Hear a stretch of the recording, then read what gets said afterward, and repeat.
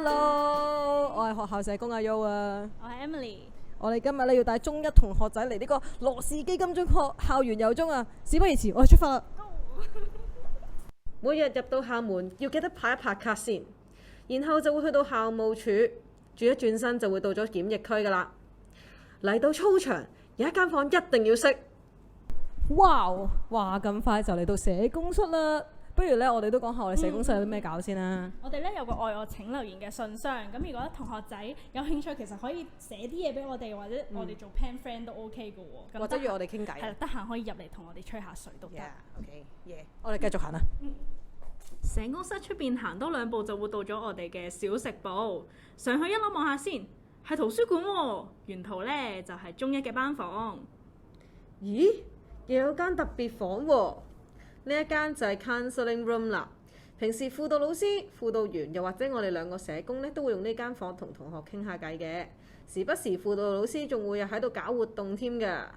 不如我哋又上多層望下咯。2樓一上到嚟咧，就會見到我哋嘅學校禮堂。而2樓最特別嘅地方咧，就係充滿藝術嘅氣息啊！呢邊咧就係視藝室，隔離就係音樂室。又上一層去到3樓啦，見到好大嘅廚房喎。呢個就係家政室啦。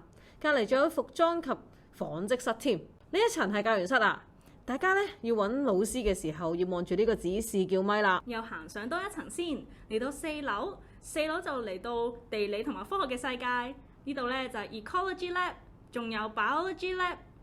最正嘅就係上多一層又係實驗室啦，分別係 IS lab 同埋 biotechnology lab。經過5樓最令你驚歎嘅應該就係呢個空中籃球場啦。同學成日都會走入去打波嘅。我哋再上一層去6樓望下先，又有實驗室啦，就係 physics lab 同埋 chemistry lab 啊。最後一層啦，上7樓望下先。一上到嚟見到工友嘅木工室，左邊就係 lecture hall， 而一路行過去嘅呢，就係電腦室同埋電腦室。Hello， 而家我哋嚟到停車場嘅入口啊！咁我哋身後呢，就係我哋嘅新翼大樓。其實起咗冇耐㗎咋，不如我哋而家即刻入去睇下有啲乜嘢啦。平時咧學生就要行上去嘅，不過今日樓梯就冇開，咁就俾大家睇下社工嘅視覺啦。我哋上5樓睇下先。好啦，嚟到廣闊嘅籃球場，其實大家唔使帶波噶，你睇下有波借噶。咁同學可以 lunch 啊、小食啊都走上嚟打下波啦。睇下邊個射得準啲先。我哋又睇下新翼嘅內部。4樓係 gym room， 不如我哋入去睇下咯。哇！真係好多器材啊！隔離係多媒體室、音樂室，我哋又落下層睇下咯。咁3樓呢，就係課室同課室。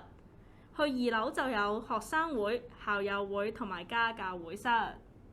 最後一層呢，就係泳池嘅觀望台，望下個泳池係咪好想跳落去呢